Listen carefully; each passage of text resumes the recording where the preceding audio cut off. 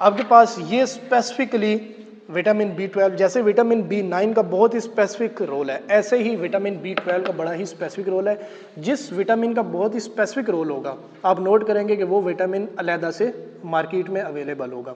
विटा6 के नाम से विटामिन B6 अवेलेबल है, फोलिक एसिड के नाम से, एडफोलिक के नाम से, मायोफोलिक के नाम से आपके पास विटामिन B9 अवेलेबल है। फिर आपके पास विटामिन B12 का स्पेसिफिक फंक्शन है, तो ये स्पेसिफिकली मैथिकोबाल के नाम से, कोबाल अमीन के नाम से स्पेसिफिकली मौजूद है मार्केट में, क्योंकि जिसका स्पेसिफिक फंक्शन है तो वो स्पेसिफिक अवेलेबल भी है। ठीक है, अब विटामिन B12 की अगर हम बात करेंगे, सियानोकोबाल अमीन कहा जाता है, B12 कहा जाता है, और इसको एंटी परनीशियस एनीमिया फैक्टर कहा जाता है। क्या कहा जाता है? Anti pernicious anaemia.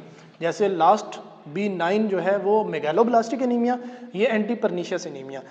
एनीमिया के टाइप्स के अंदर आपने पढ़ा था कि परनीशियस एनीमिया क्या होता है, अभी इसी लेक्चर के अंदर हम उसको थोड़ा सा डिटेल करेंगे, और फिर विटामिन B12 का उसमें क्या फंक्शन है वो भी आपके साथ डिस्कस करते हैं। सोर्सेज में अगर हम देखते हैं तो कोई खास इसका स्पेसिफिक सोर्स नहीं है, जर्नल सोर्सेज हैं प्लांट और एनिमल्स के हवाले से। फंक्शन में अगर हम आ जाते हैं तो सबसे पहला फंक्शन इसका बहुत ही इंपॉर्टेंट है, जो कि हेमेटोपोइसिस है। हेमेटोपोइसिस आपके पास formation of red blood cell, formation of red blood cell erythrocyte जो प्रोडक्शन होती है, उसके अंदर विटामिन B12 का बहुत ही मेजर रोल है। ठीक हो गया, ऑटोमेटिकली जब इसका मेजर रोल उसके अंदर है तो इसकी डेफिशिएंसीज क्या होगी? एनीमिया हो जाएगा। ठीक है, सेकंड इसका रोल है WBC की मैचुरेशन, WBC की मैचुरेशन होना। WBC की मैचुरेशन से क्या मुराद है कि WBC सिंथेसाइज तो हो जाएंगे, उनको मिच्योर करना और आपकी बॉडी के अंदर उसको इफेक्टिव रखना। इफेक्टिव रखने से मुराद है कि ये आपकी बॉडी का डिफेंस सिस्टम है, उसको एक्टिवेट रखना, वो उसके लिए विटामिन B12 का होना मस्ट है। इससे मुराद है कि ये इम्यून सिस्टम बूस्टर है, जैसे विटामिन C है वैसे ही विटामिन B12 भी इम्यून सिस्टम बूस्ट करता है।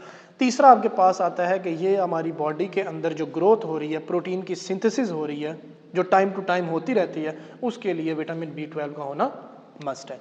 अब डेफिशिएंसी को हम अगर रिलेट करेंगे तीनों चीज़ों को इसी तरीके से, पहला आ जाता है हेमेटोपोइसिस से परनीशियस एनीमिया। ठीक है, परनीशियस एनीमिया क्या है? विटामिन B12 के साथ एक इंट्रिंसिक फैक्टर होता है जो कि आपके डाइजेस्टिव सिस्टम के अंदर मैंने बताया था कि आपकी बॉडी के अंदर स्पेसिफिक विटामिन को एब्जॉर्ब करने के लिए एक इंट्रिंसिक फैक्टर मौजूद होता है, जो कब एक्टिवेट होता है? जब विटामिन B12 मौजूद होता है।